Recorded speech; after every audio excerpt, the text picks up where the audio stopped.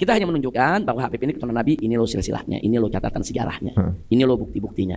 Mau percaya silakan, nggak percaya nggak apa-apa. Ada orang nggak percaya, kemudian dia bikin tesis umpamanya untuk mengungkapkan secara ilmiah kalau Habib ini nggak meyakinkan keberadaannya, itu hak dia. Tapi kalau dalam tesisnya ada kemudian fitnah, hoax, kemudian ada cercaan, ada caci maki, itu bukan tesis ilmiah lagi namanya. Ada lagi penceramah mereka mengatakan, kiai, kalau kiai ini menikahi Habibah perempuan mereka, maka itu kiai tae. Ini kan bagian daripada ilmu yang memang di dalamnya tidak lepas dari ijtihad, ya kan? Dari catatan-catatan sejarah dan seterusnya. Yang tentunya dalam ijtihad maupun dalam catatan sejarah ada perbedaan-perbedaan di antara ulama-ulama ahlinya. Nah, soal habaib lah kita katakan. Kalau ada kelompok yang nggak percaya habaib itu turunan Nabi, nggak ada masalah. Itu hak dia. Hak dia. Ya sama seperti tadi berarti ya? Itu hak dia nggak percaya nggak apa-apa. Yang jadi masalah pada saat dia melontarkan hal-hal yang nggak elok kepada para habaib. Habaib penipu, habaib pembohong, habaib ini penumpang gelap, habaib ini penjahat, habaib ini nasabnya palsu dan lain sebagainya. Dan itu dijadikan propaganda. Kampanye ini yang bikin gaduh. Kalau ada orang nggak percaya habaib itu dan Nabi, kan hak dia. Sesimpel itu sebenarnya. Sebentar, Anda nggak percaya, ya sudah, selesai kan? Nah, ada lagi kelompok muhibbin yang percaya, itu hak dia juga dong. Ini soal percaya nggak percaya, soal trust, itu kan soal hati. Soal hati kan kita kembalikan kepada yang bersangkutan. Nggak bisa juga dong kita paksa orang yang nggak percaya, itu harus percaya turunan Nabi ada, nggak bisa. Dan itu nggak boleh. Nah, kita hanya menunjukkan bahwa Habib ini keturunan Nabi, ini loh silsilahnya, ini loh catatan sejarahnya, ini loh bukti-buktinya. Mau percaya silakan, nggak percaya nggak apa-apa. Seringan itu, simpel kan? Dan dari dulu juga yang nggak percaya banyak kok, bukan sedikit. Banyak dari dulu yang nggak percaya, tapi nggak pernah ribut. Maksudnya udah bertahun-tahun. Dari dulu udah banyak kok.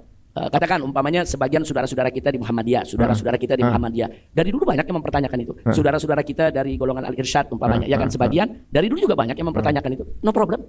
Dia mau percaya, dia nggak percaya, hak dia. Dan dari dulu kan yang benci habaib juga banyak. Dari dulu mereka nggak percaya habaib keturunan Nabi juga ada, tapi nggak ribut. Kenapa nggak ribut? Karena mereka-mereka yang nggak percaya ini nggak melakukan propaganda, nggak melakukan fitnah. Lakum dinukum waliyadin lah. Sudah selesai. Jadi saya nggak percaya, selesai. Saya nggak mau panggil itu Nabi dengan panggilan Habib. Saya mau panggil nama aja. Itu hak dia.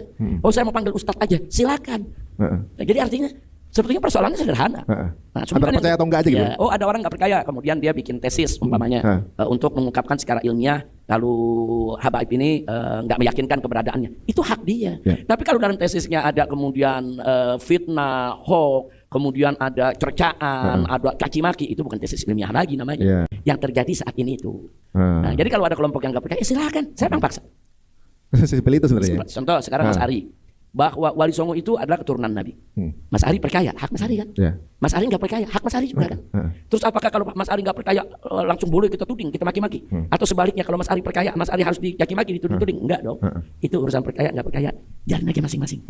Nah, jadi itu. Jadi kemarin ini yang kita bantah bukan soal itunya, tapi fitnah-fitnahnya yang kita bantah. Fitnah umpamanya seperti bahwa Imam Ubaidillah itu tokoh palsu, tokoh fiktif, tokoh yang nggak ada juntrungannya dan seterusnya. Atau fitnah yang mengatakan habaib di Indonesia banyak yang jadi antek Belanda, habaib di Indonesia ini banyak yang khianat kepada bangsa ini. Kemudian mulai dihilangkanlah fakta-fakta daripada kontribusi para habaib dalam perjuangan dakwah di Indonesia dan seterusnya. Itu yang kita bantah.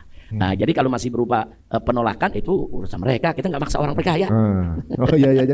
Terus sesimpel itu sih guys, mau percaya mau enggak ya urusan masing-masing. Iya. Gak usah masa-masa orang gitu kan. Jangan yang nggak percaya maksa orang yang percaya supaya nggak percaya. Klan keluarga Pak Alwi yang ada di Yaman, Hadramaut, yang pada tahun 1800 sampai 1900 pindah ke Indonesia, mengaku dirinya sebagai keturunan daripada Kanjeng Nabi Muhammad Shallallahu Alaihi Wasallam. Dari mulai mereka datang mengaku, ini tidak ada interupsi dari kiai-kiai Indonesia. Di husnudzoni saja bahwa mereka ngaku turunan Nabi, yo monggo kita husnudzon saja mereka turunan Nabi. Tapi ketika akhir-akhirnya ada hal-hal yang aneh dari keluarga mereka, di mana ada sebuah jauh panggang daripada api dari pengakuan mereka sebagai keturunan Kanjeng Nabi dengan akhlak-akhlak yang ditunjukkan, dengan doktrin-doktrin yang ditampilkan.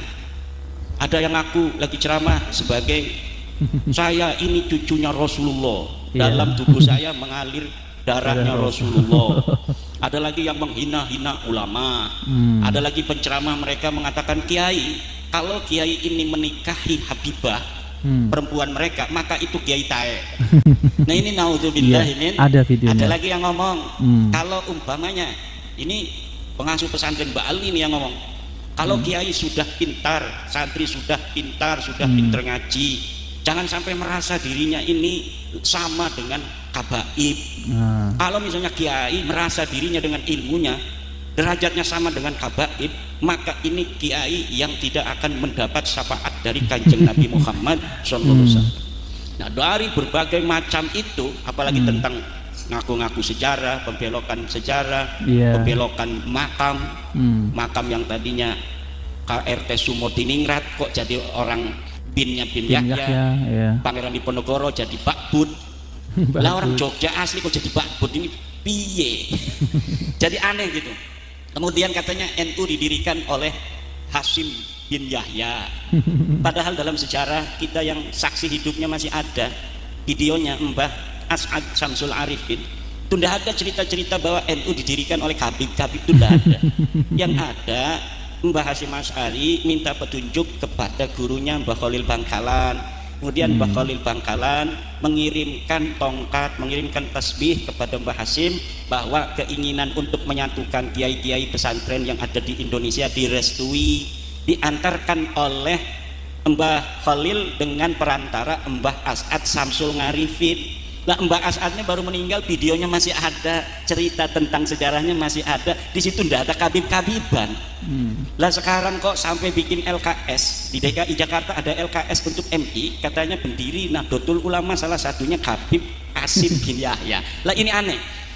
Banyak lagi kita lihat di YouTube itu ada yang ngomong kakinya kiai, kakinya kabib, sendalnya kabib itu lebih mulia daripada kepalanya kiai yang pakai sorban. Inilah bapak-bapak yang membuat saya itu jadi kok kayaknya bukan cucu Nabi dah yang begini. Nggak bakal cucu Nabi begini. Ada lagi mereka yang menghina Mbah Hasyim luar biasa, seperti tadi ada dari ketua PWI bilang ada golongan mereka menghina Mbah Hasyim itu luar biasa, menghina NU ini luar biasa.